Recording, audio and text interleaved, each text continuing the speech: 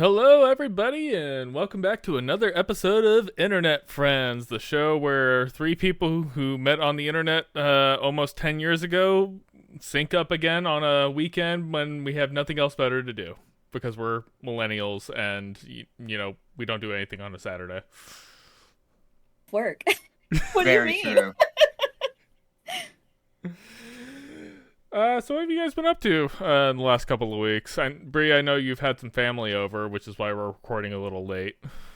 My mom's 70th birthday, so we had a big celebration. I don't know if y'all know what Whirly Ball is, but we went to Whirly Ball and that was very fun. So It sounds familiar, but I can't place it. it's like bumper cars mixed with lacrosse. And so you literally just like are on these slow moving bumper cars and you have like a little scoop and there's a little ball and you're just trying to So it's like field points. hockey, but they added bumper cars to it. Correct. Yeah, it was my mom's idea. It was actually a riot. It was very fun. So and we There's been, actually like, managed to get all of us in one spot. It's nice. There's been a lot of weird, like, hybrid sports that people have been coming up with lately. Like, pickleball started becoming a thing where it's just like, what if we did tennis Yeah. where we don't have to run very far to do tennis? And then there was a couple other things. Hey. Like, now we have Top Golf where it's just like, what if you just, like, did, like, the driving portion and you don't do, like, the rest of the stuff for golf? And just, like, these, like, weird things to just make it to where it's like, how can we make a sport lazier? Yeah, that's a big thing right now. There's so many things like that around in my area. They're a huge hit, and I will say they're fucking expensive too. So that is a little cash cow right there. Welcome to capitalism. We'll talk about that more later. We love it here. We're gonna get into capitalism. Seth, what about you? What have you been up to? Boring life stuff. I renewed my license. That was fun. I gotta do that later this year. I'm not looking forward to it. Dude, I hate it.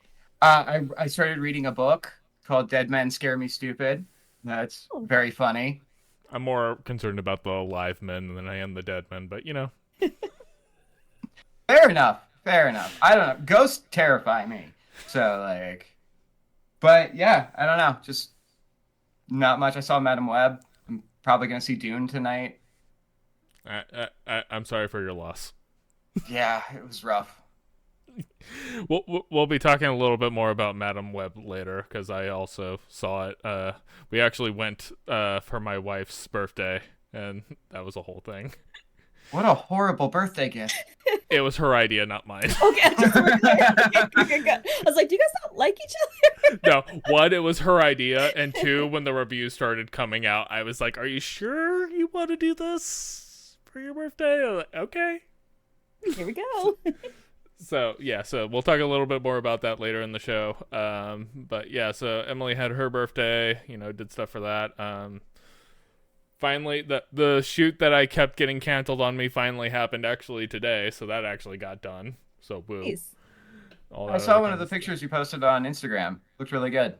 Yeah, kind of excited to be doing a little bit more. I've been back when I lived in Albuquerque, I was doing shoots all the time. Like now I only shoot like twice a year. So yeah, is what it is. But hopefully that stuff starts moving a little bit forward. Anyways, so moving into our first topic of the day, we have Seth's homework assignment. So Seth, I'm going to go ahead and have you take it away. RoboCop. It's my favorite fucking movie. I love this movie so much. But yeah, I mentioned it because I wanted to talk about how it satirizes capitalism, the 24-hour news cycle. It just kicks the shit out of 80s culture. But I realized that I probably should have picked Starship Troopers because Helldivers came out, and now everyone's talking about that. That's actually something I wanted to bring up later in the show, and I was thinking about adding it to our topic doc, but I didn't because I haven't played it yet. But I'm this close to downloading it pretty soon. I'm pretty close too, and I rewatched Starship Troopers for this as well as RoboCop, and yeah, that got me wanting to play the game too. I think we'll tag along Starship Troopers towards the end of it, at least this conversation, because I think it'll be a very good conversation, because just from the satire aspect of it, because I think all of us agree that we understood the satire of RoboCop, Brie. Great, we love them. Is that what this is? I was just kidding. Yeah. Yes, we love corporations. We love them owning everything. The police, the military. Yeah. Dude, just so many things. Like it's been a long time since I watched it. I think last time I watched it, I think I was in high school, so freshman, So it's sophomore. been a while. Yeah. Well, like the weird thing is, so like an interesting thing about RoboCop, for people who don't know, it came out in the 1980s, which was an interesting era for films because they had a very strict rating system. There was like Reagan era, which is very prevalent in the film when you watch it, but like this was a film that initially had an NC-17 rating when they first put it out, and specifically for the hyperviolence, so they actually had to edit down the film to make it less violent. Which is wild because it's still so violent. It is violent. It is violent, but it's interesting because like I also watch it through the lens. It's just like, like, yeah, this was probably violent for its time, but I think of like other things that I've seen since then, and I'm just kind of like, it has that 80s camp to it. Mm-hmm. But they Everywhere. Yeah, they had to like basically edit it down to make it down to R rating so that they could actually get people to watch it. And there's a lot of stuff kind of interesting about this politically from, again, the rating system, the Reagan era things, and specifically the commentary within the film. And the commentary has surprisingly aged like a fine wine. Like, it just... Unfortunately. Everything. Yeah. Oh my god. But like, even the Ed 209 being this piece of shit product that they're like, just push it out and we'll make money off of it, and then we can make a good one in a few years. So, Bree, what were your kind of initial thoughts? Because I know that you may have seen it before previously, but like it wasn't like fresh in your head when you had first watched it. I don't think I have seen it previously, to be honest with you. Just a super fun fact about me, I hate the 80s. I think the 80s are just the worst era. I think the music sucks. I think like just the attitude sucked. Like it's one of those like, I'm like, I don't know why people idolize the 80s so much. I'm like, everything sucked. The only people who liked the 80s were people who were, one, alive in the 80s, mm-hmm. and two, actually had money in the 80s. Correct. Everyone else knows the 90s is where it's at. Because nobody had money in the 90s, and the people who lived and through 9/11 the 90s... hadn't happened yet. Yeah, exactly. And but no, like I agree with that more or less. Like it's really weird how like there's like this literal switch that happens in like 91, 92. We get into the grunge era. Mm-hmm. And like even if you're not a grunge person, like if you didn't like Nirvana or Alice in Chains or anything else like that, there's still significantly better music. Films had like kind of a better idea of what they were doing. I'll talk a little bit more about the cinematography later, but like it was like distinctly like a more mature era than the 80s were. 80s were very cartoony and campy at the time. Well, and a lot of the grunge. Yeah, no, I hate the 80s too. I'm right there with you, which is another reason I love this movie and how much it hates the 80s. True. But grunge was absolutely an answer to everything that had happened in the 80s. Yeah. And like this fake, everything's great mindset. Mm-hmm. Yeah, it's surprising. Yeah. I will say I liked it. I was kind of dreading watching it for the 80s angle, and also I do not like violence, specifically hyper violence. And actually, Seth, you had posted that clip on your Instagram, and I was like, oh my god, this is what I fucking have to watch. Oh god. In fairness, you made us watch Has Been Hotel, so like. Yeah, I will say, yeah, I don't know. That violence doesn't bother me that much because it happens so cartoon violence versus like live action violence. Ish. Outside of it, then we go into like anime, where anime is like the worst hyper violence ever, and I will not watch any of that. So yeah, fair enough. But I thought the movie was like I was surprised how much I liked it. Especially like how biting all the commentary is, and just like just given the state of the world that we're in right now, just like the news cycle, especially, I was like, this could be today. This could absolutely be today. Or just like, hey, everything's awful. There's war everywhere. And just saying it so quickly and so casually. It's just like, oh god, no, that's how it is right now, and that sucks. I thought the most interesting thing, and the thing I forgot before I started up, is just like how it opens with like Reagan era like news broadcast kind of thing. As somebody who used to work in the news cycle, like, I remember the whole bleeds it leads, like, here's this awful, horrible thing that happened today, and then here's like some things that are happening like overseas. It's like a cliff note we're just going to kind of gloss over, Like and 30 then, seconds tops. yeah, and then here's a fluff piece to make you happy before we go to commercial break. And just like that entire thing, but like it was just like so poignant of like, just like, not only did the filmmakers of the time understand what was going on in that era, we're still struggling with those same things today. Yeah. And you know, that was kind of a really, really kind of great way to open that movie. And like at the time, like the first time you watch it, like you maybe like don't really understand what they're trying to do, but the first time but watching it now, I was just like, that's a brilliant way to set the tone. It really, really is.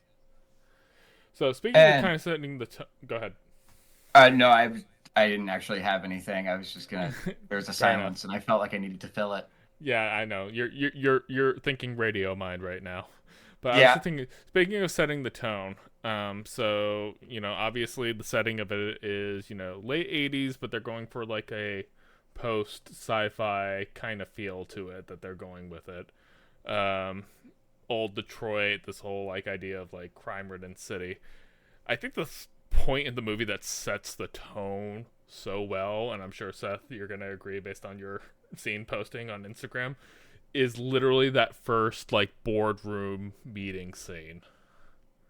That just absolutely just sets the tone of like, this is the movie.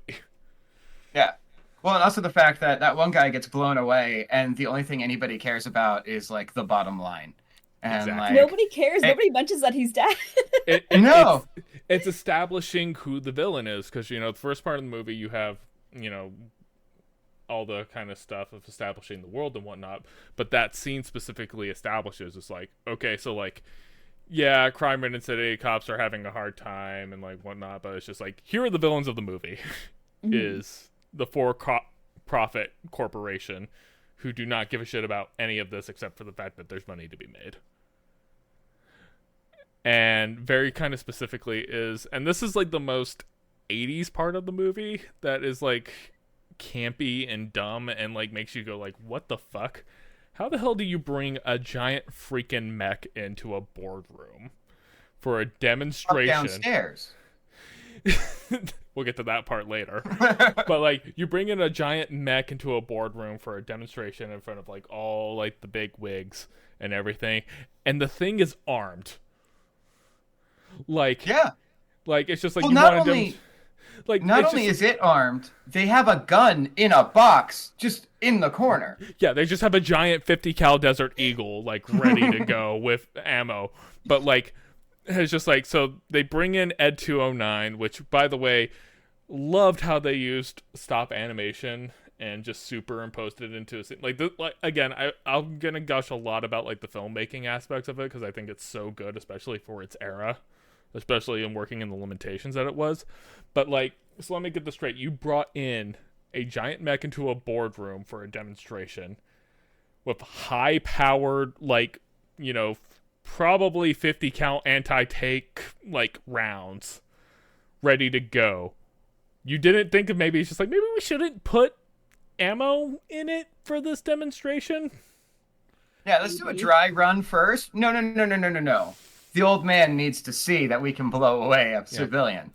And it especially like establishes like the main villain in terms of like who's going to be the main bad guy as we go in. Like he does not give a shit about like this being used as like a police thing. He's like, how am I going to sell this to military? Because that's where the big dollars are. Yeah. Like, the police thing is just a like foot in the door thing. And so, which goes into like the commentary about like over militarization of police, which is like a huge thing that we could talk about. Yes. Very political thing we could talk about is the militarization of the police and cop cities sprouting up all over America right now. Yeah. It's not great. No, not whatsoever. There's a lot of things that you can kind of talk about with that. And especially like later in the movie where you see like OCP is like working with the crime mobs and making sure that they do have criminal syndicates, because again, you create demand so that you can provide supply. Mm-hmm. Well, and then it also gives a reason for them to build Delta City. Because it's like, hey, old Detroit's crime-riddled. No, let's throw the Ed 209s in there, clean it up, and then we can build this other thing. When in reality, they're pushing everyone out so that they can build this new city. Gentrification. Yay! I know I've benefited from it. Listen, criminals are not people, so it's fine. Oh yeah, no, so great. But like, no, like I think that scene very specifically is like such a great way of setting a tone and establishing a bad guy and making you kind of understand. It's just like, yeah, like let's be honest here. The people who are profiting are the bad guys. There's even that line where he's like, when he's pitching RoboCop after Ed 209 has its malfunction, where he's like, hey, we've already moved people around in the police force so that they're more likely to get killed so that we can use their bodies for this thing. Mm-hmm. Yeah. It's just that they don't care about anything but money. Bray, how did you feel about that scene? I know that brought up kind of the ultra violence thing that we were kind of talking about earlier. I feel like I don't have much to say about this, to be very honest with you. I feel like it's just like, I don't know. It's still happening. I will say it is interesting, which again I'm sure is probably part of the point, but I'm like how just cartoony all the villains are in this, because like I don't know, most crime, especially like in real Detroit, is like I don't know, it's just impoverished people being poor. So yeah, just a lot of what that crime is. Yeah, no, it was really funny. Like, you know, you have the character, I can't remember his name, but the one who was like spearheading the RoboCop program. Mm-hmm. And like the only reason he gives a shit about it is because it's his opportunity to move up. It's not about, you know, having a better police program. It's literally just for profit. And the first thing he does when he gets his promotion is just like, I'm having a bunch of models over with a bunch of cocaine, like at my house later. Like we all would. Obviously. Like we all would, but like that also goes back to like the Reagan era-ness of it. It's just like, oh, all these crackheads on the street, we need to clean that out. Anyway, it's cocaine and hookers at my place later, guys. Woohoo. It's fine if I do it. Yeah. It's just like, cocaine gets me in jail for like 2 weeks, where it's like crack's going to put that guy away for life. It's fine. Oh, yeah. If it even gets him in jail. Because Yeah. he's just paid his way out. Well, and in this case, he got blown up, but that wasn't necessarily for That's justice true, yeah. reasons. No. That was for actually, overstepping. that was actually the scene that like I remember the most in my head from when I like saw it like years ago for the first time, was just like the cocaine and hooker scene. Yeah. I don't know why. Like I remember the boardroom scene and I remember that scene. Mm-hmm. Everything else was just a refresh. Yeah, those scenes always stood out. The one that really stood out for me was when the guy gets melted by toxic waste and then gets hit by a car and explodes. So fucking gross. See, that was the one I forgot about. I forgot that happened, and then it happened. I was just like, oh shit. Yeah, I love that moment. And then the car flips. But that goes back to like the thing I was talking about, where I love the cinematography of this movie, because it's all more or less practical effects. There's not like any really computer generated, like, yeah, you have the stop motion animation superimposed with the Ed 209 stuff, but like the stunts with the cars, the explosion at the gas station, like everything is basically more or less practical, like in camera filming. And it's just like really incredible, like what you can do with that kind of stuff. And it's like really funny because this is like considered to be a B movie for the time. It's not like considered to be like big budget blockbuster, where like, you know, you have crazy cinematography, crazy choreography, everything else like that. It was like all very simple shots, but they were done very effectively. No, they like filmmaking though because of practical effects, to be honest with you. I think practical effects are like so gross. So like the melting phase, like it's so well done. It's fucking disgusting. Like I would rather CG because it's very clearly not real, but like I don't know, the practical effects are too good. And it makes me want to throw up. I mean, it got the reaction out of you that it was going Clearly, very visceral. Little trivia fact, just to fill space. The writers, when they submitted this movie to Paul Verhoeven, he started reading it, threw the script away because he was like, "This sucks." And then his wife pulled it out of the trash, read it, and was like, "No. There's a lot of really great satire here. You need to try this again." And that's why he made it. Yeah. It's a really interesting movie because, like, on every single level, it should not work, and yet 100%. somehow it does. Yeah, it's a cop, but it's a robot cop. What do you think? Like, it's just like sounds dumb. Yeah, I mean, because Got a this gun is also that goes in his leg. I mean, like, this is very much in, like, the era where, like, you had things like Terminator coming out and, like, Alien was coming out at the same kind of time. And so, like, that was kind of, like, very genre setting for, like, the action, mature R-rated type stuff. And obviously this one's a lot more camp and it's a lot more kind of, like, low budget, low brow. But somehow this one just resonates better just because of, like, how strong, like, the satire for the time was. And understanding of, like, what was going on in the era. Because, like, Terminator never touched on any of this stuff, really. It was just it's the 1980s, here's a girl who's out partying, and then all of a sudden she's running for her life. Or you have Alien where it's just like, we're all the way on the other side of the galaxy, just mining a planet, and all of a sudden we're being hunted. Like, it just seems so much more real despite being so much more lowbrow. And that's something that I love about Paul Verhoeven, is because you see it in Starship Troopers as well. He uses, like, flocky cinematic language that works for the time to tell a much bigger, more layered story that you might not see on the first viewing. Right. It's also very interesting, thinking specifically about how Reagan era this is. Because I feel like commentary about, like, Reagan era politics has really kind of come full circle in the last 8 years. The Star Wars defense system gets name dropped in, like, the first 5 minutes. Yeah, it does. But, like, there's just kind of, like, so many things about this film. And, like, I kind of always say this stuff when it comes to politics, where it's just, like, everybody's like, we could talk about the MAGA movement, and it's just like, okay, so what exactly is the great thing you're trying to bring back? Because all the things that you're complaining about were things that were happening 10, 20, 30, 40 years ago. Like, all of this Trickle stuff down is working. I don't know what you mean, so... Is it? Any day now, it's gonna just trickle right on down. Hang on. I need to check my bank statement real quick. I think it's still at the level above us, and it's just it just needs a couple more years. You're just waiting for that golden shower to come in.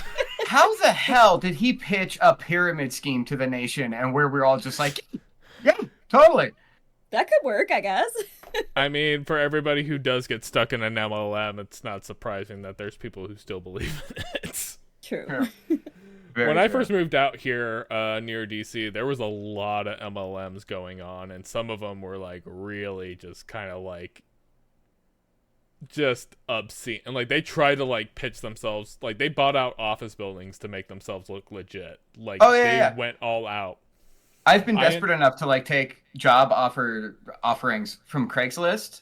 And yeah, you go into a legitimate looking office, and then you sit there, you start filling everything out, and at some point it hits you, oh, this is a fraud. This is fake. Yeah. I need to leave.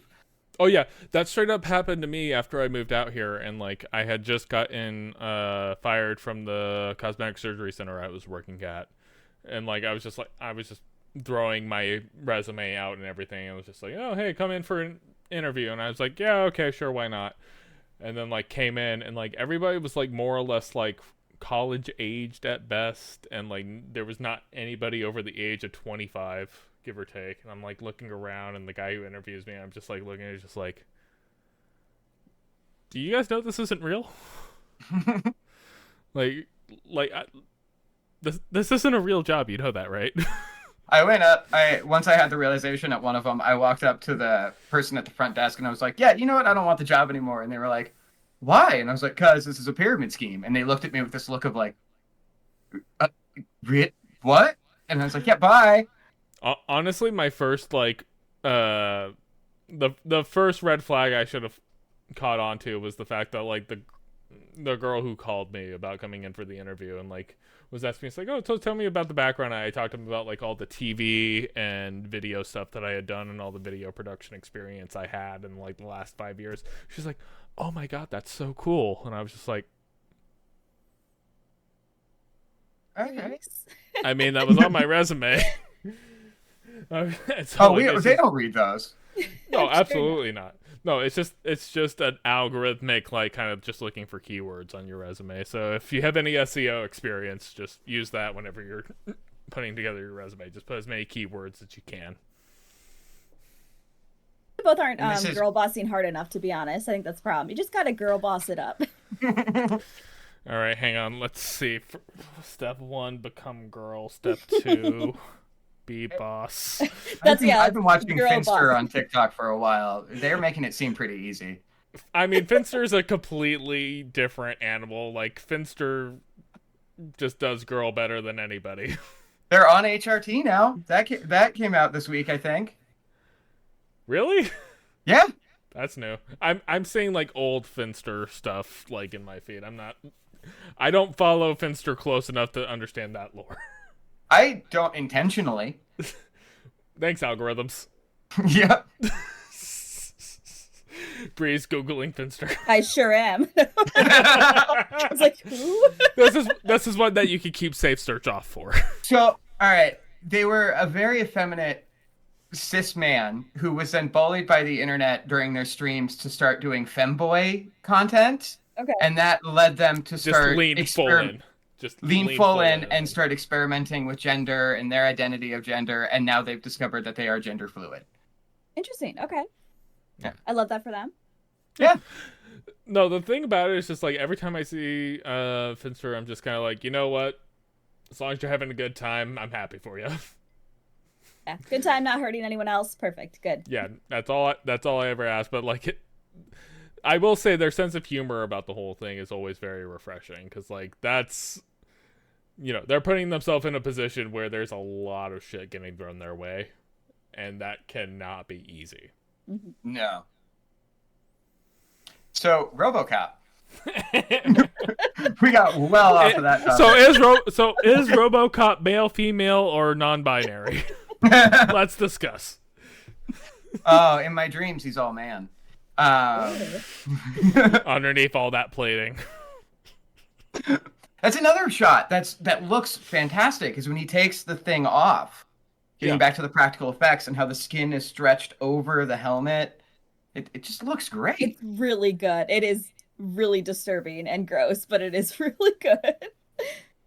Yeah. It's very interesting how and I thought this when I was watching it. So, like, after they first kind of introduced RoboCop, like, he's, like, in the police station, and they're going to send him out on his first run. Of how, like, just by the book he is, like, makes him a more effective police officer than when you send out actual police officers who are just, you know, human and have their own biases or, you know, flaws, to say the least. Like, he ended up in that situation with the woman being attacked, and, like, once that situation was over, the first thing he goes is just like, all right, you need to get to a rape crisis center right now. You just went very drunk. I will alert a crisis center, and they'll be here for you, or whatever. Yeah. Like, he's just so cold, but, yeah, you're right. I don't have anything to add to that. Just following the basic procedure, whereas, like, you know, I'm sure we've all dealt with police situations at some point where you're just like, you're trying to basically just be like, get out of it by appeasing humanity and not dealing with the system. As a people pleaser, yeah, it's every fucking day of my life. Oy. We live in such a great country. But here. Capitalism. So IVF, is that the next subject? I'm just kidding. Let's get right into it. So as soon as a test tube gets a egg and a sperm in it, that's now considered a legal child. Anyways. I I love that first episode. Aaron was like, "Oh, we're not gonna get too political here," and then I come swinging in with RoboCop. Like, You're like, let's fucking go. I knew what I signed up for. yeah, yeah. I haven't exactly not been political on the internet recently. Trust me, I'm aware. I believe the first episode I said, like, you guys say whatever the fuck you want. I'll deal with the consequences later. It's actually really funny. Emily's biologic father is a police chief in San Mateo, California. Oh, and wow. he saw the podcast and he was asking, it's like, oh, hey, what's Aaron doing here? And I was just like, don't have him watch it. Please. We don't need that. I'm going to say some shit. Brother-in-law is a cop too, and that's always very, very tricky. Like when we have family events, I'm just like, sorry, I have a lot of anti-cop stuff all over the place. I'm oh, look at those toes. Great job. Very great. Transition. Great I love when they do that. No, it's always funny when, like, I deal with anybody who's, like, you know, in my family. It's just like, oh, you know, the cops are trying their best. And I'm just like, no, cops kind of suck. They'll say, are they though? Are they though? I always have to, like, bring the conversation. It's like, when's the last time you interacted with a cop that was, like, a positive experience for you? Yeah. When they let me go in Vegas, because they said you can dump your weed or you can go to jail. So I dumped the weed and then they let me go. Well, they don't do that anymore in Vegas. True. But no, it's one of those things where, like, there's a reason certain people have certain attitudes about, you know, those with authority. Been shot at by cops. Of course I'm gonna hate them. My mic stand literally just fell off.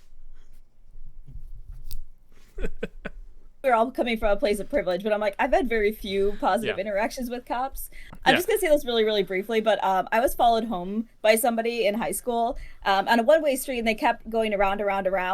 And when I called the cops about it, they're like, "Oh, well, they just probably had a crush on you." I was like, "Okay, well, they actively folled me."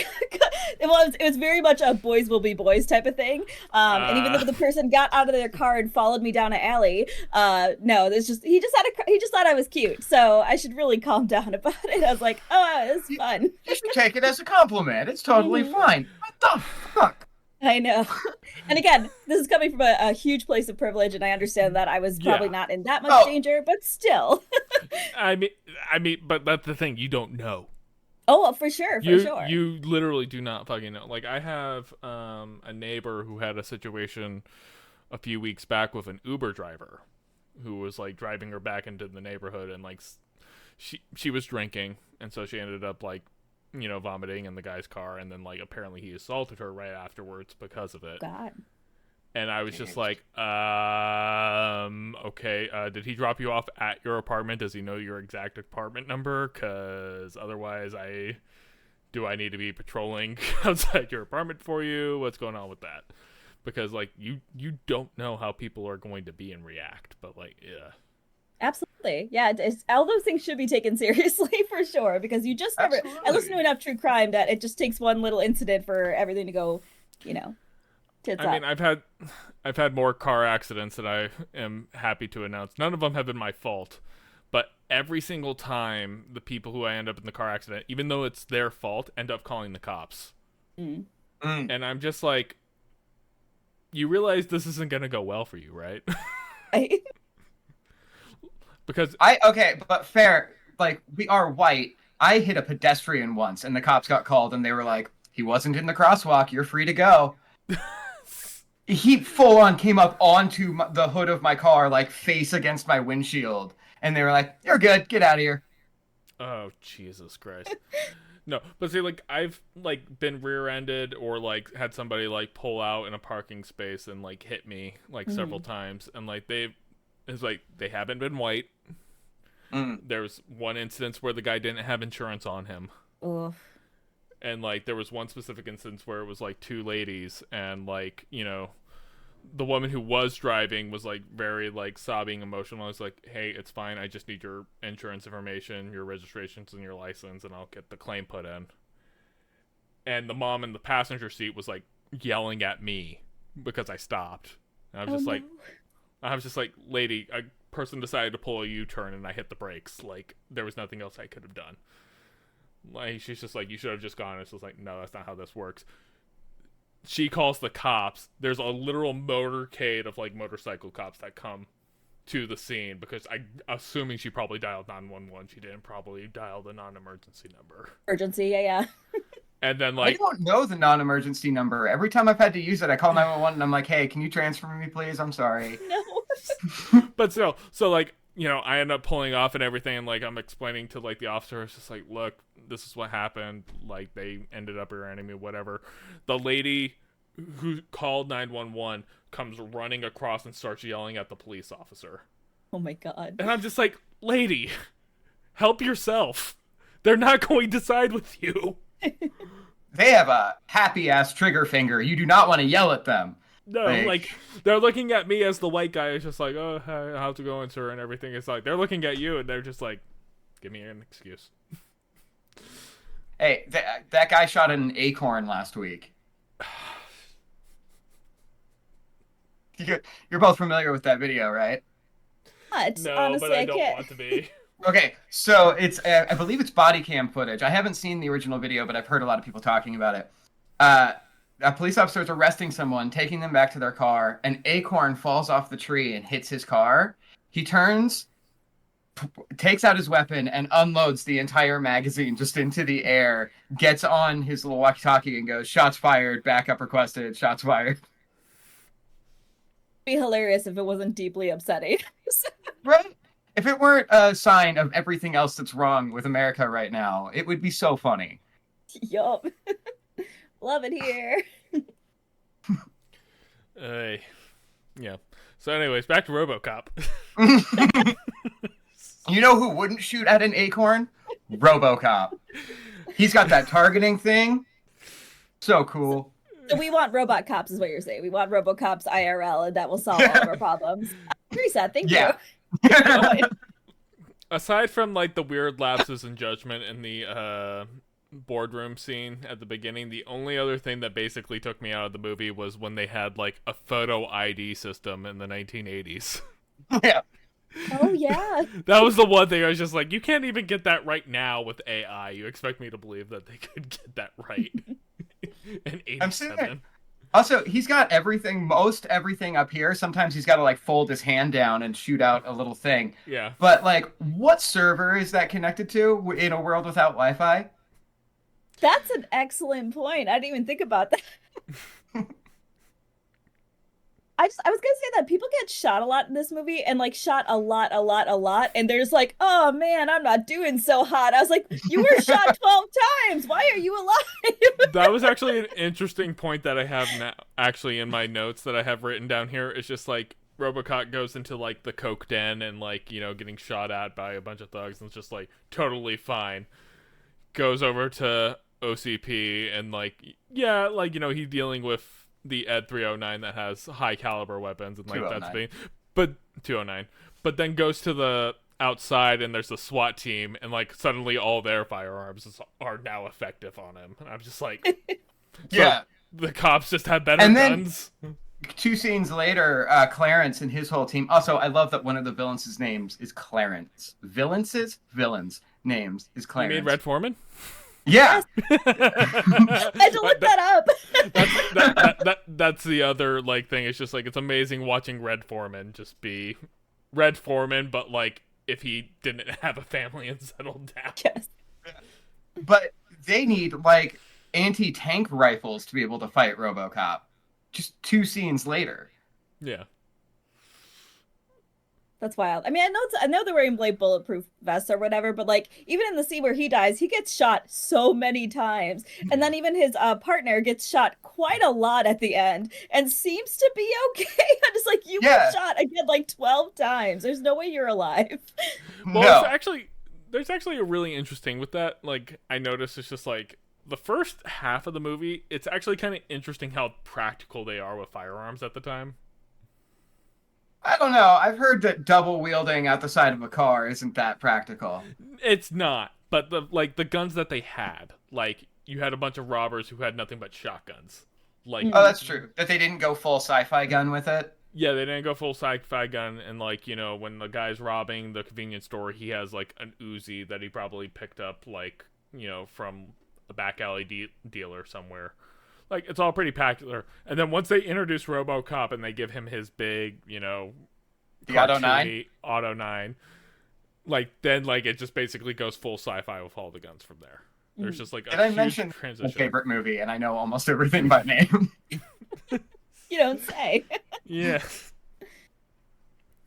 But, yeah. John, my favorite... wait. But my favorite thing about, like, that specific scene with, like, where they have, like, the anti-tank rifles is, like, they're all, like, clearly, like, modeled after, like, 50 cal sniper rifles, but they're shooting them from the hip. Yeah. Like, I'm just like... when Clarence blows up the 6,000 sucks, he just, like, just right at the side, and then this huge explosion. Yeah, it's just kind of like this... It's always just so funny watching how, like, some of these movies just, like, portray, like, here's how firearms work. And it's always just so bad. Yeah. So I know nothing about that. So I'm like, okay, sure, that's how guns work. Yeah, I don't know very much about guns either, so... I know too much about guns, so... I have an uncle who thinks he's Rambo. That's why I know anything. Yeah, that's fair. Goodness. I just found out that a bunch of my coworkers, like almost all of them except for me, have guns. And I was like, they're like, yeah, we keep it in our car. I was like, okay, well, note to self, don't be in your car ever. Jesus Christ. Reminder that I'm very close to Indiana, so it's very easy to get a gun. Yeah. I mean, so that's also, like, another interesting thing about this movie, because, like, talking about how, like, the police department gets treated as more or less a profit center. Where it's like, that still happens today, more or less. Because when you talk about, like, firearms and, like, how firearms end up the street, believe it or not, the biggest source for, like, cheap guns ending up in circulation are actually from police departments. I believe that. Yeah. I mean, look at the war on drugs. Like, most of the drugs that were introduced into any area were by police and government. Yeah. But, like, very specifically, like, what will happen is that a police department will be like, okay, we're getting a new batch of firearms from SIG or Glock or whatever company at the time, and we're going to get rid of our old stuff. So what did they do? They wholesale it to a gun, salesperson, and then they sell, like, pretty reliable firearms for, like, half the cost of what they would be normally as police, resell. And so basically it's just like, so most of, like, the cheap firearms on the street are coming from police departments. It's almost like capitalism's a bad thing. What? What do you mean? You're sounding like a socialist, Seth. Oh, I'm worse than that. And I know it's bad, so... How dare you?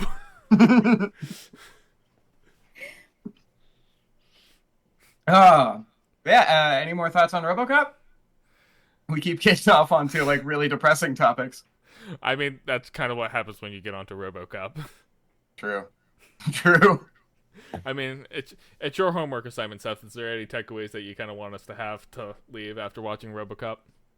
No, actually, this is what I wanted us to talk about, was the satire, how it holds up and everything. So I'm glad you both liked it. I was hoping for loved, but I'll take a like. What about people who don't necessarily understand the satire of RoboCop? They go fuck themselves. They're just too stupid to live. I mean, there's a lot of people from that era who are just like, they love RoboCop, but they don't necessarily understand the satire. And, like, that goes back to the thing we were talking about with Helldivers and Starship Troopers, right? Where there's, like, an obvious satire to the story that's being told, but there's a lot of people who love that content and don't understand, like, what the message is. Yeah. It's very surprising that people can see Starship Troopers and think, oh yeah, this is fine. I agree with everything on screen right now. There's fascism no satire is great. at all. Yeah, fascism. Cool. Is that our platform, pro-fascist? As long as I'm the one in charge, then yeah. Emily's had that, like, conversation multiple times. It's like, if I could just run everything and everybody did what I say, everything would be fine. I'm like, Emily, You're describing fascism. Not a good thing.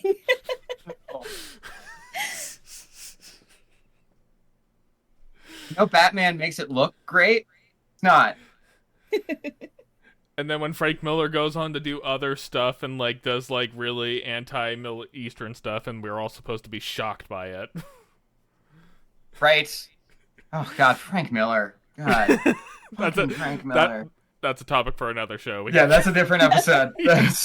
That's a topic for a completely different show. So Madam Web. Yes, Madam Web. Yeah, so moving on to the next topic. So, Madam Web came out from Sony Productions. This is their latest installment of we want to make sure we maintain our intellectual property of Spider-Man as long as we possibly can. Sony Pictures universe of Marvel movies? Because that's not a fucking mouthful to say at all. Yeah, so basically, I guess they're describing it as their Spider-Verse. It has no connection to any established Spider-Man, but because it is part of the Spider-Man IP, it's connected somehow. It legally means that they don't have to give the rights back to Marvel. Which is specifically why they've been making these movies like Venom and everything else. Regardless, so the movie came out starring Dakota Johnson and Sydney Sweeney and like a bunch of other people who, like, honestly I'd never heard of before in my life. I haven't heard of Sydney Sweeney, but I have friends who watch Euphoria, and that's... See, that I never watched Euphoria, so I have no idea who that person is. I hadn't either, so when someone was like, oh, that's Sydney Sweeney in Madam Web, I'm like, this is the person everyone says is a good actor? I don't think so. Not from what I've seen. We'll have a conversation about the acting a little bit. But anyway, so Emily specifically said she wanted to go see Madam Web for her birthday. We booked tickets at the Alamo Draft House, which is like the theater where you can, get food and drinks like inside the theater and everything whatnot, which was great because it means I could have ordered more, alcohol while watching the movie. So that was helpful. Fun fact, I met Doug Benson at an Alamo Draft House once. Nice. But no, so, but more or less reviews came out and basically it got universally panned as being a horrible movie. And what I will say after watching the movie is that I don't even know if that was actually a movie or not. That is a fair assessment. It was a collection of moving pictures, and I think there was sound sometimes. There was definitely talking. There was some talking. People did talk during that movie. I mean, the villain was mostly covering his mouth the whole time he spoke, but yeah. That was the worst ADR I've heard since so bad. It was awful. Bree's just like, what's going on right now? Because she's the we need to get to where we explain it. Because I am aware of that like I believe they dubbed over his lines or something. They dubbed over a lot of stuff, not just his lines. They dubbed over almost everything. How does almost that every single one of the scenes. Because they were changing the movie as it was being made, I'm sure. Oh. So what I imagine what happened, and so apparently the scriptwriters for this movie have never really made a good movie. They did like Gods of Egypt and like a couple others like really bad, like forgettable movies in the past. But my understanding of it is just like, we have to make a Madam Web movie. Somebody wrote a script not knowing really anything about the character or the universe whatsoever. They went to production. They ran out of budget right away. Pepsi came in and like was just like, Pepsi swooped in and saved that movie. Pepsi was the hero of that film. Saved is a very strong word. Well, Thanks, Pepsi killed the villain. It killed the villain, but did it save the day? Yes, in my opinion, yes. I like a bad movie. I think they're fun to watch.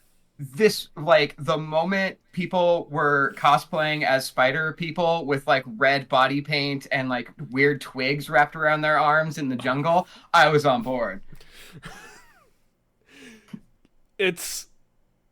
So, like, here's the thing, Brie. So, when you think of a movie that is universally considered to be bad, what do you think is a redeeming quality to make it, like, worth existing?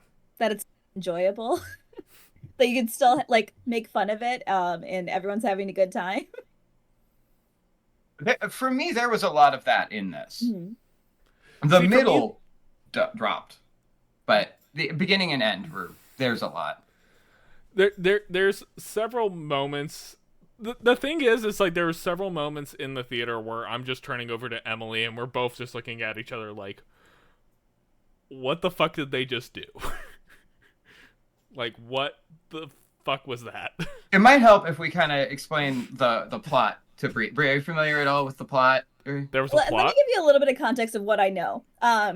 I did some very brief research before this. I have seen the pitch meeting about this, so I know the general gist of it. I also just watched a brief review of it, and I also, for whatever reason, my YouTube seems to think occasionally that I'm a red pill conservative.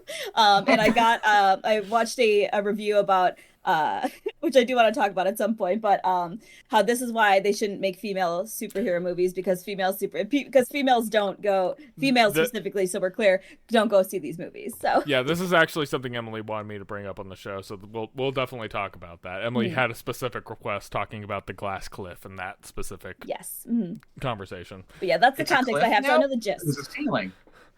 So the glass cliff is the concept of like women-led movies will never be successful, and the reality of it is, and I think you'll agree with me, Seth, the problem isn't it that it's a female-led movie. Sure isn't. Oh. Everybody who fucked up... Yeah. Barbie was incredible and made all the money. Yeah, but the reality of it, the reason that this movie was bad is because everybody who was responsible for making this movie just did not give a shit. Mm-hmm.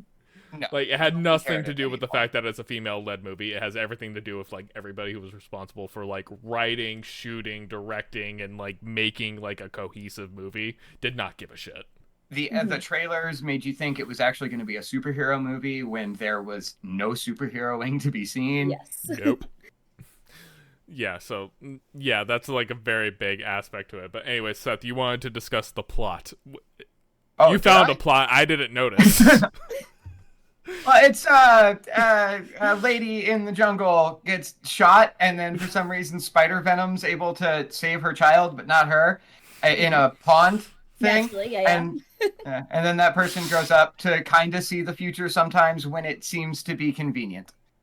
And she can also split into 3 different people, but she does that once, and I missed really, that part. It's at the very end. You didn't see that? Oh, okay, I know what you're talking about. That that completely went over my head. Yeah, where the 3 other Spider Women are like all of them. I was checked out. I was officially checked out at that point. That's fair. I was 3 old fashions in at that point. Like anything that was happening in the 3rd act, I was not following. I was stone cold sober for this, and I feel that deserves a pat on the back, personally. Golf clap. I suffered through this. But I don't want to talk about the plot. I don't want to make fun of it.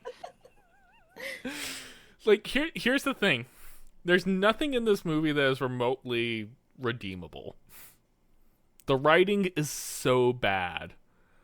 The production of it is, like, half-assed at best. Like, this is, like, the first time I've ever, like, left a movie where, like, I legitimately said to myself, like, I could call up, like, 3 of my friends and just, like, write, shoot, and edit a better movie than this in a week, is how bad this movie was. Like, there's no humor in it. There's nothing funny that happens. They try to have jokes in there a couple times. But, like, there's no, like, intentional humor that you're just like, haha, that was clever. It's all just, like... No Spider-Man quips. All flat. Well, Spider-Man's a baby in this movie. Oh, yes. Believe it or not, I did not realize he was supposed to be Uncle Ben until right when they said, oh, he's enjoying being an uncle. And I was just like,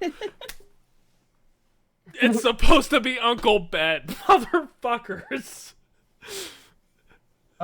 Man, no, I picked up on that very soon. I didn't realize it until literally, like, right at the end of the movie. And I'm just like, I felt like an idiot, literally, because I was just like, you couldn't have been more obvious.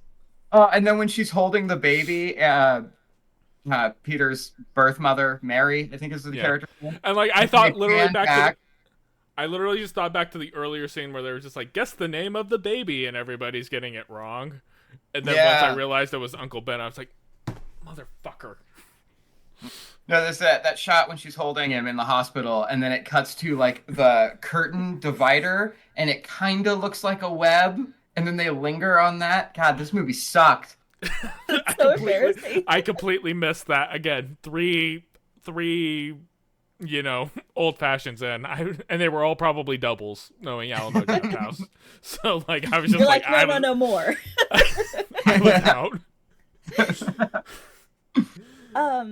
It's interesting that this came out at this time, because it's just like, I'm assuming it's just because they're trying to use something that, because they have the rights to it still, is my understanding. Has Craven come out yet? I know they've been premiering it, but I know that's supposed to be out next. That comes out later this year, I believe. And that's also going to be really bad. Watch superhero movies, not even, this isn't like an A-list. Nobody fucking knows who Madam Web is, so just like outside of like, unless you would like, this isn't the time for this kind of movie, so it's confusing that it came out at all to me, to be honest. So. And I was telling this to Emily, where it's just like, look, Madam Web does not need an origin story movie at all. They're like, it's just like, you do not need to explain where Madam Web came from. You could literally just introduce her. I also would argue, she doesn't necessarily deserve her own movie as a character. I think that's reasonable. Nobody fucking knows who she is, so. Right, like, she's a very interesting character. Like, I love her character, especially for anybody who watched, like, the Spider-Man cartoon on Fox back in the day, growing up, which I think was a lot of... Seth, I don't know about you, but that was my introduction to Spider-Man back in the day. That was mine as well.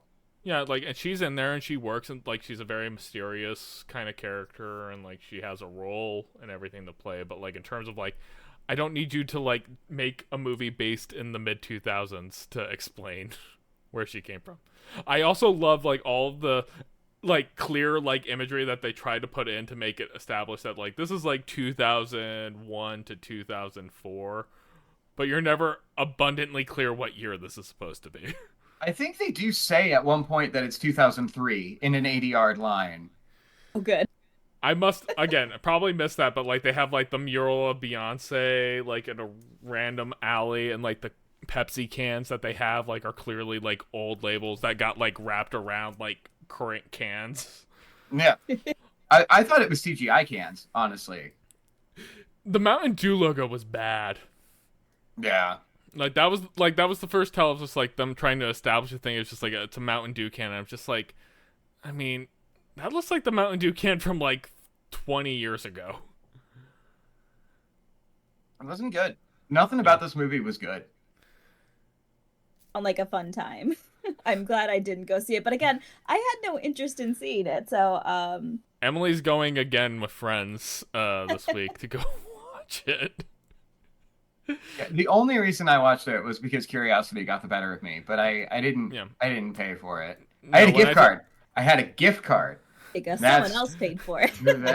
Emily had already paid for the tickets before the review started coming out, and so, like, it was already die cast, but even I was just kind of like, Emily, are you sure you want to go see this? Like, the reviews are extraordinarily bad, and, like, she was like, no, it might just be campy bad, and, like, maybe there's, like, something fun about it, and then, like, we left, and she was just like, what the fuck was that movie? But it is ridiculous how every time a movie that the studio clearly doesn't give a shit about comes out and just happens to have women in it, the internet explodes with this. Like, well, see, it's the women that made it suck. Yeah, and that's not watching, the case. They mentioned like that was all female writers, which I'm looking up, which is not, not true. That's not true. Yeah, I think there is one female writer. It's a female director. And I believe this director has done quite some good stuff, but also known more for TV, which doesn't always translate super well to a feature-length film, which is totally fair. There's nothing inherently about this film, about it being bad, that I attribute to any of the women involved in it, or it being involved because women involved. It's bad because the studio decided to make a film and not give a shit about it. Clearly, it did not have a good budget. Clearly, it did not have a good script. Clearly, people who were supposed to, like, do a lot of due diligence did not do it. Like, you can complain about the actors not doing a good job, but also at the same time, it's like I'm looking at the material that they're working with. It's just like, yeah, like there's nothing they could have done to make this better. Yeah, you can't outact a bad script, which seems to be the case. So True. Yeah, and if anything, if you try to outact a bad script, it's just going to make it worse. 100%. And I feel like a lot of the actresses were just kind of like, they knew what they were in for, and were just kind of like, we're gonna just go through the motions and just get through this, and maybe it'll get Batgirled. Well, and as the person responsible for canning Batgirl, I wish I could have worked at Sony and got this bin too, and just spared everybody. Thanks a lot, Aaron. But I mean, I feel like it might go without saying, but like it's frankly pretty fucking insulting that like they would even anticipate that's like, look, there's a woman in it. Go see this, women. Like, it's just like, okay, like I am a comic book fan. I definitely there's things that I would still like to see. Like I would love to see like Big Barda. I would like to see like the Female Furies. Like there's so many cool comic book related things that are female led that I would love to fucking see, but that's not the fucking movies they're making. They're making a fucking Madam Web movie, which nobody knows what that is. But the thing is, there has to be an actual concerted effort to make it good. Yes. Like, if you're going to make it just a throwaway piece of content just to make sure you maintain Spider-Man's IP, you're basically dooming it to fail. And, like, absolutely. I'm in this situation pretty often where it's just kind of like, it's just like, I'm going to try my best to make whatever the best piece of content I possibly can. But the people at B who tell me, like... You're still trying? I gave up years ago. Well, that's another conversation. But no, like, regardless, like, I'm gonna do everything I can to make this the best piece of content, and then like every step of the way it's just like, oh, we want this, we want that, we want this, and it's just like all of the things you just threw out were garbage. It's like, well, you have to do them. And I'm just like, all right, fine, I'm just gonna make a pile of garbage, and if it makes you happy, cool, but like no one's gonna give a shit about it. Yeah. And like, it's one of those things where it's just like, I've like said, like, over the last like 2-3 years, like, in terms of like professional things that I've worked on, I haven't made anything I'm proud of. And it's not for a lack of trying. It's just because like the people who are making decisions, again, it has nothing to do with the fact that, it was a female-led cast, a female director. It's the fact that the people who are in charge basically doomed this thing to fail. Oh, they absolutely did. No, Sony does not care. It was evident in Morbius, which no one's going to blame. Going back, no one said that was a bad movie because Jared Leto was in it. Like, and that's part of what made that such a terrible movie. Yeah. I mean, in fairness, I never watched Morbius because Jared Leto was Morbius. I was just like, all right, I'm out. Fair. I actually haven't seen it either. I'm just repeating what the internet has told me, like a good person. Right. And then Kraven looks like shit, and Sony just doesn't care. Yet at the same time, on the animated side, they've made the 2 best Spider-Man movies probably ever.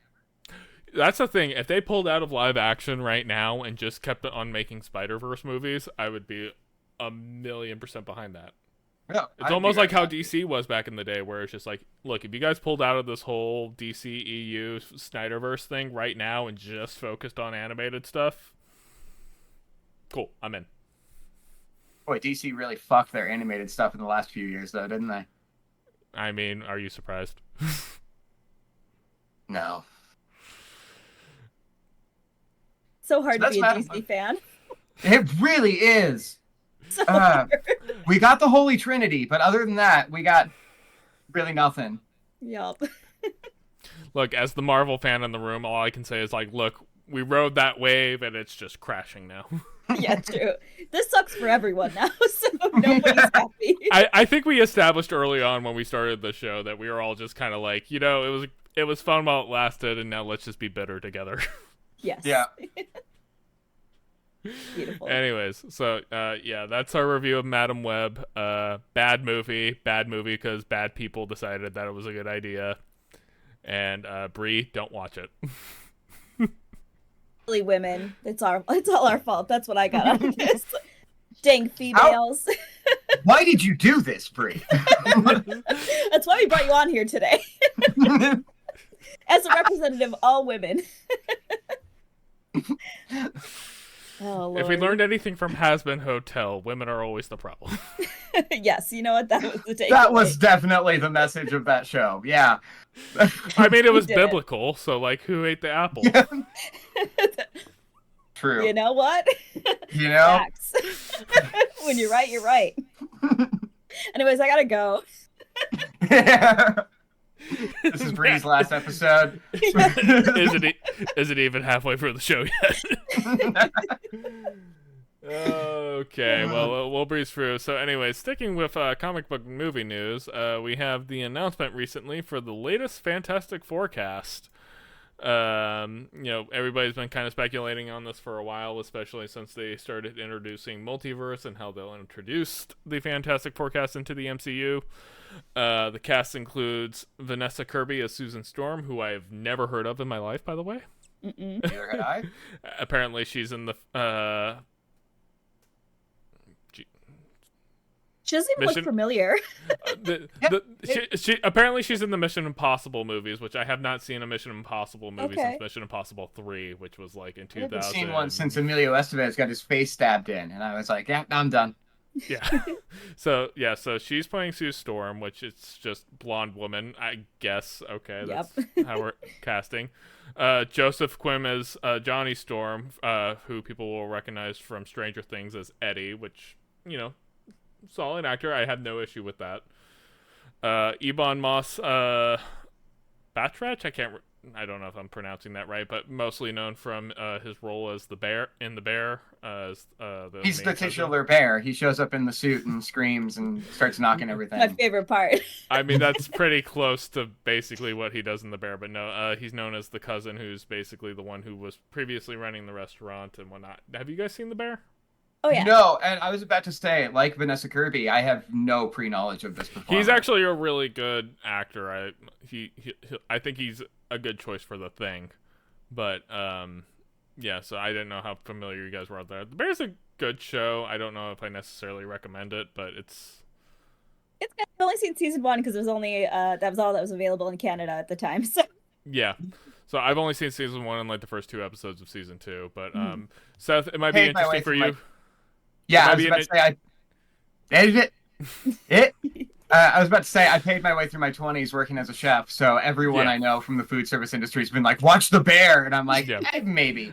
Yeah, I was about to say, as somebody who worked in food service previously, it might be an interesting watch for you because it's very much centered around like food industry culture specifically, and like, it has that thing of like somebody who used to work in high-end dining and the stress that comes with that, and then you go to like, hole in the walls mom and pop type shop and just as much chaos, just in a different way. And anybody who's ever worked back of house will know it's just like just an entire like subculture in and of itself. It absolutely is. I love it. Not great, not a great place to be, but I love it. Yeah, and that's kind of what the show tried to do. And then, of course, Pedro Pascal is Mr. Fantastic, to which kind of goes to like my point that I actually put on the doc. Is Pedro Pascal on the verge of becoming the new Chris Pratt? I saw that. That's a very apt description because he is showing up in everything now. Yeah. And I'm getting a little worried because I do love Pedro Pascal, but I don't want an oversaturation of him. Right. I just hope it doesn't turn out to be problematic like Chris Pratt is. So yeah, I mean that's the main concern is like when you start getting more publicity, like more things come out, especially in your personal life thing, because it's like Chris Pratt had that trajectory where it's like okay, everybody knew him from Parks and Rec, and he was a lovable goofball type character, started getting like leading man and other things roles, and then all of a sudden like more stuff kind of comes out, and then all of a sudden he's like I don't know if that's like this guy, and then they just keep putting him in every role possible to the point where you're just like I'm kind of just tired of seeing him. And I feel like Pedro Pascal's like seeing him right there. Yeah, he's getting close. I don't know. He is in everything. I don't think he's going to be in Mandalorian very much longer. I know that that's mostly a voice role for him now. Yeah. But I'm fighting off a sneeze. One sec. I gotta mute my mic. The sneeze is never gonna happen. Just so everybody knows. Watching with bated breath. Yep. Is it gonna happen? Went away. It went away after I said that. I was about to say you should have just like let it happen, but no, Yeah. like you're right. But like it's very funny how like he did Mandalorian and then basically did the exact same role in Last of Us. Basically the exact same character. Yeah, pretty much. I do love him in Last of Us. I really enjoyed that series. Yes. But you're right. It is very similar to Mando. But Yeah, Din Djarin. God, yeah, Star just- Wars characters have the worst names. They really do. But just like found father role, like, you know, traumatized, you know, badass character who's just like, yeah, I lost my daughter and now I'm willing to kill anybody if they just look at me funny type thing. Just, you know, same role as always. I haven't seen The Unbearable Weight of Massive Talent, but I know It's that he had... great. I believe it. I Yeah, just haven't I watched love it. I mean, when your pitch is just like Nick Cage plays Nick Cage, having to spend time with the biggest Nick Cage fan, I'm just like, that is the dumbest idea for a movie, and I really need to watch it.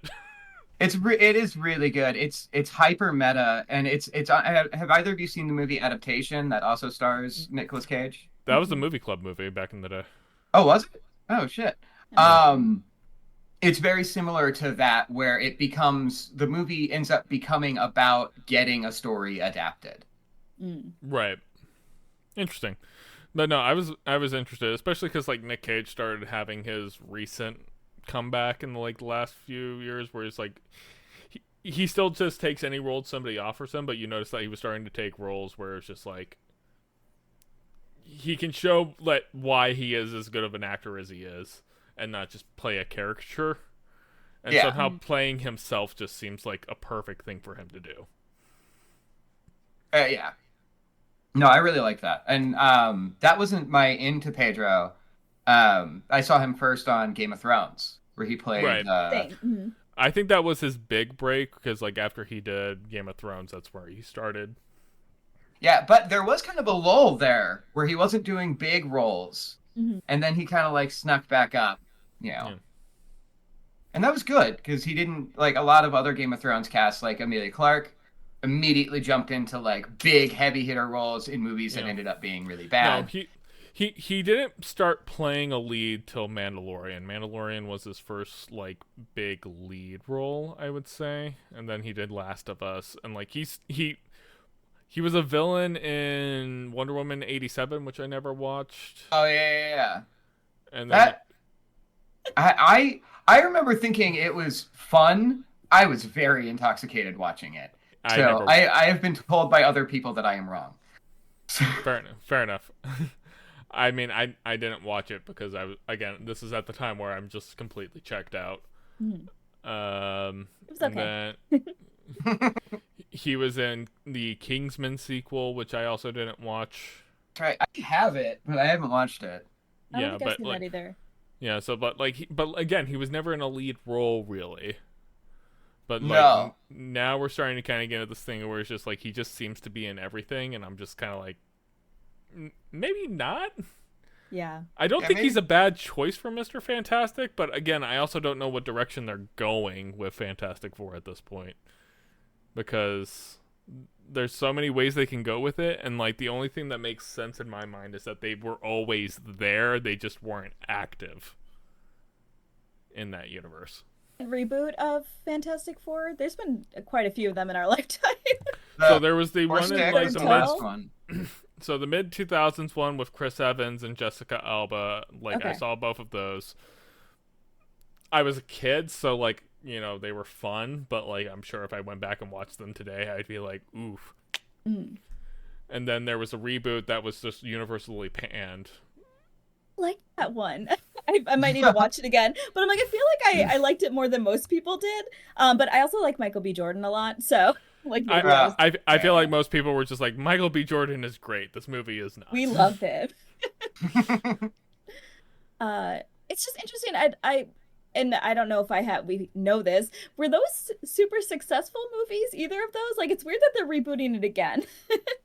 Well, I don't think Fantastic was. But I think the mid-2000 ones made a little bit of money. I think they did, but this was like pre-MCU, so like it wasn't the juggernaut that Marvel was at the time. But they did well. I know Rise of the Silver Surfer, I think, was not super successful. Galactus is a cloud. I'm interested in why again. Yeah. I didn't even know this was. No. But that's a really good point, because like every time I hear something about Fantastic Four, I'm surprised, because I'm like, do people care about these characters? Because most people I know who like comics, when I ask them, it's like, yeah, I don't have a storyline I can recommend to you. So here's what I'll say. You guys are both DC people for the most part. Like that was kind of your guys' wheelhouse. When you talk to Marvel people, Fantastic Four is really big amongst Marvel fans. I've never gotten that gist. Yeah, I've never gotten that either.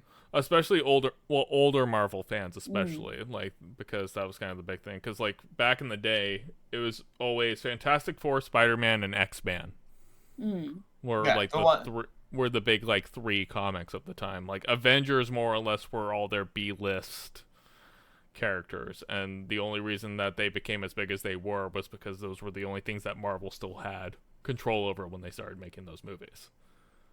I think there was a headline at the time when they announced the MCU that went like, Marvel is rolling out the B team or something like that. Yeah. But like Marvel was Avengers were never like the main people of it. Like Captain America was kind of a campy, jokey character for the most part. Iron Man was like a cool character that showed up every now and again, but he wasn't like a mainstay. Like as a matter of fact, like literally Iron Man's main villain became Doctor Doom, which was Fantastic Four's main villain. Oh yeah. Like that's how much that was. And so, but yeah, so like Fantastic Four was like big amongst older Marvel heads, but like not necessarily younger audiences. And I feel like they maybe have fallen out of favor, especially with how bad the last one did. And so, but like now this is like the update that they're doing within Marvel Universe now that Marvel owns Fox and they can do that stuff now. The ultimate edge, because I'm like, who are these movies for? Is kind of what I'm interested in, because I'm just like, I just don't understand who they're trying to appeal to anymore. I think that's the question that DC and Marvel are both trying to answer, especially in a post-Endgame world of just like, what do we do now? And they haven't really gotten it figured out yet. Well, and to speak to the who is it for, I've heard a lot of people saying that like, since the art looks so like retro 60s, that this movie is going to be based in the 60s. Could that also be a sign that most Fantastic Four fans are of that older generation? And I think that's where that direction is going to go. We're now making boomer content, guys. Let's go. Yeah, that's what we need. We're going full Harley Davidson. We're only making stuff for the people who are about to die. Yep, Gibson guitars over here. They're the only ones with money, I suppose. So I guess that's not a bad angle to go. I had that. Don't have money. So. I had that conversation. I had that conversation with a coworker literally the other day, where it's just like, dude, I really need to stop working for boomers because it's literally killing me. And then he was just like, yeah, but who's gonna pay you like a boomer can pay you? And I was just like, that's the problem. There's millennial boss, and let me tell you, it's so great. I took a mental health day yesterday, and she's like, yeah, dude, whatever. I don't care as long as you have enough hours. I'm like, oh, thank you. So that sounds amazing. It's coming around. It's happening. So let me know what I have to do to get that, because I've been working for boomers for way too long now, and I'm, my mental health is not going great. Yeah, there was that article earlier this week that was like, I should stop saying earlier this week because it'll date when we record these. But it was like, millennials and Gen Z are making much more money than they used to. They're just spending it on one-time uses like groceries and and rent. Yeah. They're not saving money because they have to spend everything on inflation. Yeah. Good God. I'm like, I have a second job just so I can have savings because I can't save with my regular income. So I'm literally trying to start my own business so I can eventually quit the job I'm currently doing. Oh, I'll be working until I'm 80. Somebody told me recently, they're like, I'm going to be working till noon on the day of my funeral. And I'm like, I absolutely will be. So I can't retire. Are you kidding? Yeah, no, but it's just like, how long do you expect to work? It's just like, oh, trust me, I'll be dead long before then. God willing. Yeah. Yeah. So, anyways, yay, Just Reagan. cry. It's fine. Oh, so fun being alive right now. So We're in the happy best to have been timeline. born. Yeah. I'm just glad I have people in my life that can suffer with me. That's what's Yes. important. Commiseration is what we need. Yeah, misery loves company. If Yeah, everyone else was exactly. doing better, I would fucking jump off a cliff. Oh yeah, pretty much. Anyways, so moving on into our next subject, paid ads on paid or advertisements on paid streaming services. So this has been rolling out recently. I didn't notice it until Bree had us watch Has Been Hotel, and I was on Amazon Prime watching, and then all of a sudden there were ads popping up, and I'm like, where the fuck did these come from? Which episode were you on when the ads started? Because I was on the last episode when the ads kicked on for me. Oh, I was on episode 2. It was Oof. like episode 2 is when it kicked in. I was so mad because I was like, no, don't interrupt my show. What are you doing now? Yeah. That's going to be an interesting thing, actually, going forward, because Yes, I know, I hear you, bud. Baby. You went on a walk before I started. I know you're fine. Yeah, you got to get those in before we start recording. Yeah, pretty much. But no, very specifically, because like a lot of content that got created in like Netflix and all the other streaming sites at the time when they started making like their original content were made for streaming and didn't have like obvious ad breaks. And so now they're inserting ads into things that didn't have natural ad breaks. Yeah, and it's noticeable when they do that. Yeah. Because, like, especially, like, if you watch content that was designed for ad breaks and you watch it on something that doesn't have ads, you know, you have, like, that whole, like, build-up, tension, music, cut. Repeat the And then entire here's thing 30 over seconds again. you just watched. Yeah. 30 seconds you just watch and then moving on. It's just, like... So I knew this was coming, like, you know, when I was working at Discovery and Warner Brothers, you know, took over... everything else. They talked about specifically introducing ad models to streaming. And it's one of those things where it's just like, I don't know how that's ever going to work and everything. Like that's probably a thing. And now everybody's adopted this. Bad ideas are contagious. I'm hoping it'll just implode at some point. Because even when I was trying to get RoboCop yesterday, I literally downloaded 3 different streaming services because I was trying to fucking find this movie. And even if I had like the free trial or something, there was still stuff that was locked behind that content.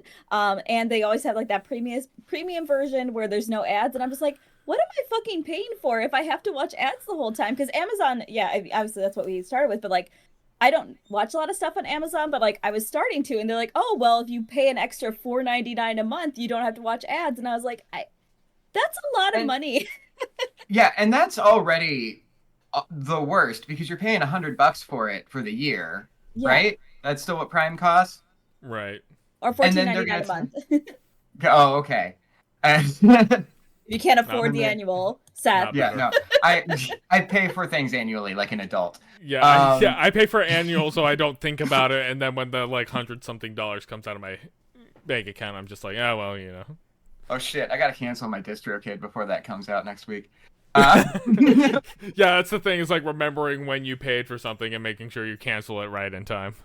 Because that will fuck you up when you're like, oh, I'm good. I got this. Oh, fuck, I'm overdrawn. Yep. Shit. And they wonder why we can't save money. Right?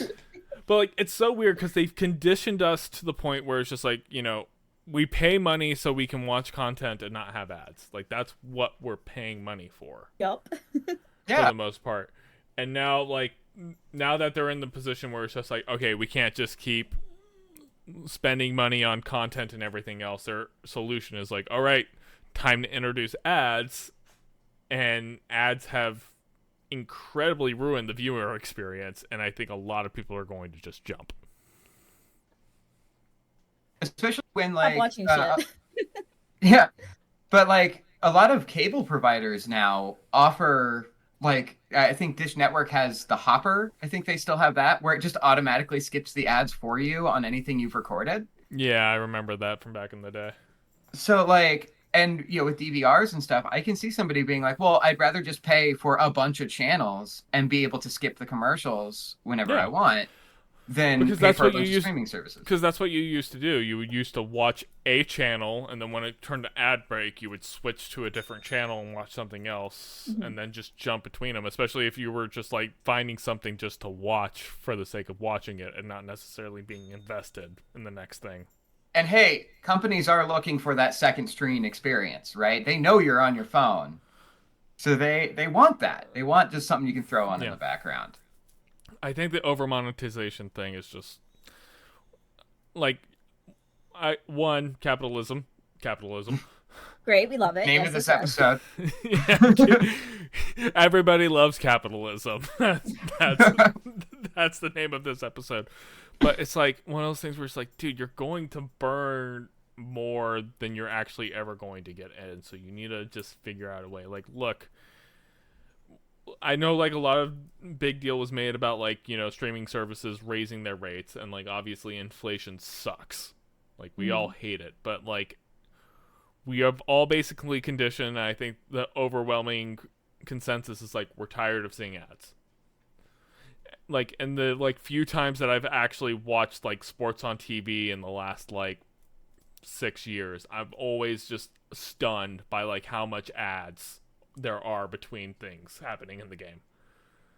They're Pervasive like, too, which I think isn't helpful either. Because I'm like, even like YouTube, for example, granted they don't seem to detect the ad blockers anymore, which is great, but like those ads were happening like every like 10 minutes or so, like in certain videos, especially the longer formats. I was like, I can't fucking watch this if I'm going to get interrupted every like couple of minutes. And it's the same thing with some of the podcasts I listen to. They have so many fucking ad breaks where I'm actually like, okay, this has been going on for 4 minutes. It's the intro of the podcast, and then it's a like 5-minute ad. I was like, this is like, I understand ads have to happen, but like, okay, so now I have to pay extra to not maybe have ads, or I still have to pay extra, still have ads, and I still don't get my fucking content. So like, where's the benefit for me as a user at this point?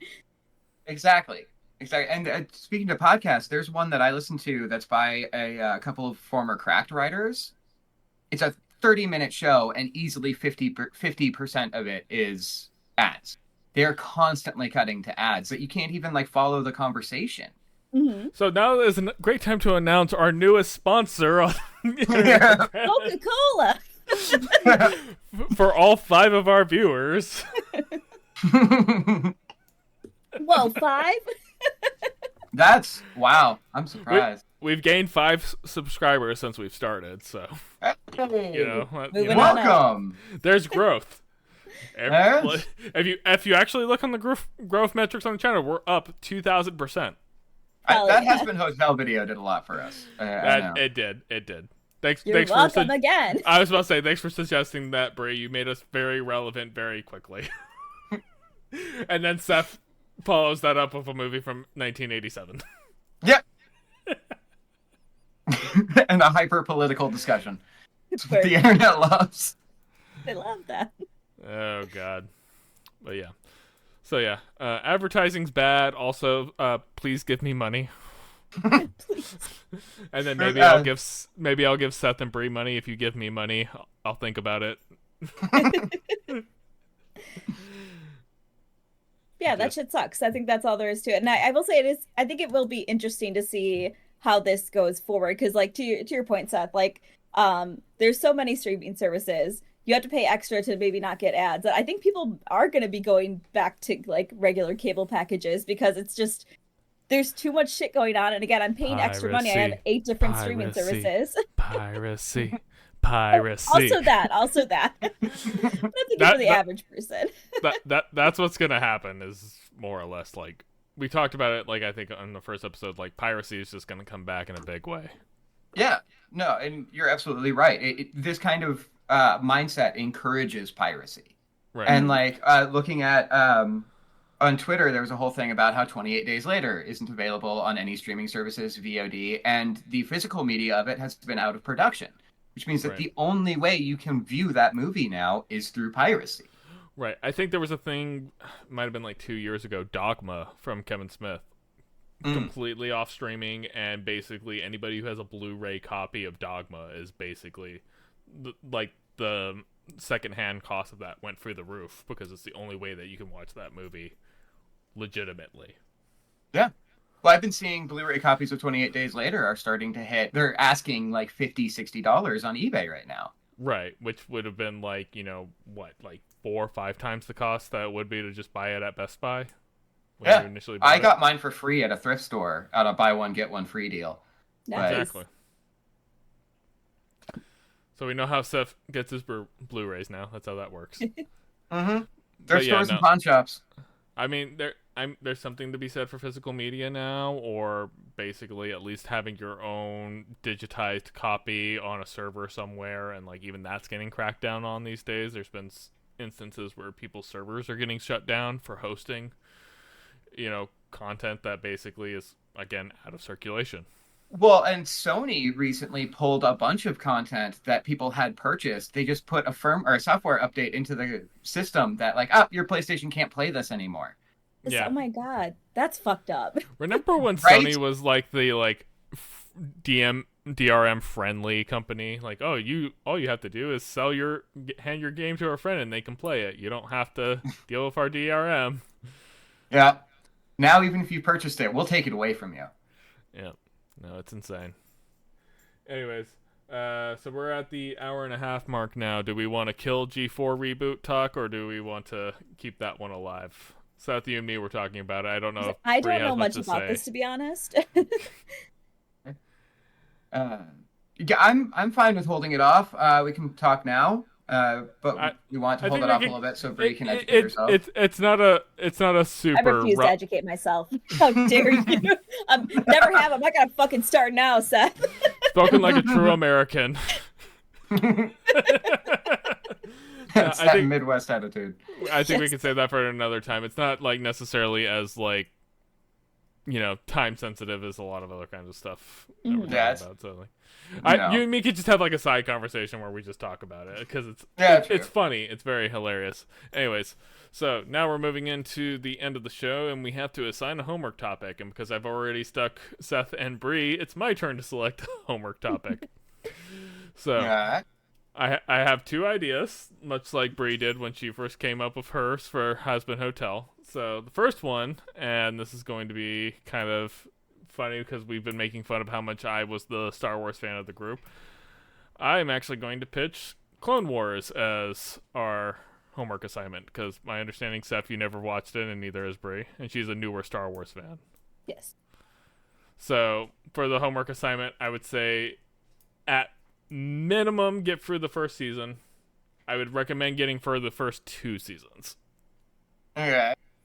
And you should probably also watch the 2008 movie that was kind of like the pseudo pilot. I have seen that. Okay.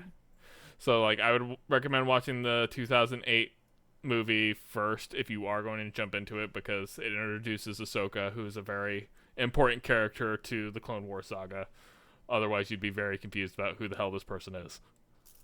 Especially if you only ever watched the prequels, and you would just be like, who the hell is this person? And where did she go during Revenge of the Sith? Yeah, basically. They get to that towards season 7, but again, that's a lot of content to get through. I don't expect you guys to get that far, but I think it's a very good conversation to have, specifically in terms of talking about how the expectation of watching supplemental media to make like the core piece of content better, and like whether or not that's a good thing or not, because I feel like Clone Wars did a lot to make the prequels as well liked as they are now, whereas back in the day they were not very well received. That's fair. It's kind of an interesting conversation, and for those who still want to engage in Star Wars content, Clone Wars and Rebels are very core to what they've been doing in Star Wars productions lately, so it could be a good way to kind of like catch up on those things. Okay. And then the second option was Baldur's Gate. Oh, I'd have to buy a game? Yeah, so that was the main reason. That was the backup, and I would be willing to front the cost to Seth to have him download Baldur's Gate on PS3. I'd love to talk about it. So I mean, if Seth wants me to Venmo him like $70, I'll send him $70 for him to download it on PS5. I appreciate that. I'm gonna be gaming. I'm going to be sucked into Battlefront, the Classic Collection, in a couple weeks. Fair enough. So I don't know if I'm going to have the time. So I'm cool with doing Clone Wars. Okay, we'll do Clone Wars then, and then. Listen, you don't have to pay me. Again, if I was the one suggesting it, so I was willing to front the cost. I appreciate that. But no, yeah, we'll do Clone Wars. Like I said, I would recommend at least getting through the first 2 seasons, and then Bree, definitely watch the 2008 movie before you watch the series, just to get the added context. First, okay, cool. Did you ever get through the prequels? I know you're a more recent Star Wars watcher than we are. So I, if y'all remember, I watched them. I did the Machete Method. So you watched 4, 5, 2, 3, 6. Yeah. I'm pretty sure that's how it goes. So I've actually never ever seen episode 1. So, but it's mostly because the Machete Method cuts it out because it actually doesn't give you any new information. The only thing you're missing is Darth Maul and I think one other character that are not that. So so later in Clone Wars, Darth Maul is going to be a little bit more important. Okay. So I'm not going to tell you to watch episode 1, but if you want to. Okay. Honestly, you could just watch the fight scene at the end between him and Obi-Wan, and you basically. In fairness, like, Darth Maul's not a significant character in episode 1, but like he does show up in Clone Wars. As long as you understand, it's just like, oh yeah, this guy got quote unquote killed. Okay. At the end of that movie, that's kind of basically the most all you need to know. Perfect. But so yeah, so cool. So yeah, that's my homework assignment, and that is pretty much it for our episode. Appreciate everybody showing up. I am TCK Media on most platforms. Seth is Seth23 on TikTok. We got Raccoonaloon as Bree on Twitch, assuming she ever does Twitch again. Instagram. I have an Instagram now. Oh, you have an Instagram now. Okay, well now I have to go follow you. Great, thanks for giving me homework, Bree. Now I have to tag you and everything as well. You're welcome. It's more to remember. I might slow down on the posting of the clips just because, you know, some hit, some don't, so I think I'm just going to be a little bit more picky of like the good ones. But and not to mention I'm trying to do more stuff in between. But regardless, thanks everybody for joining us, and we'll see you guys all next time. Bye.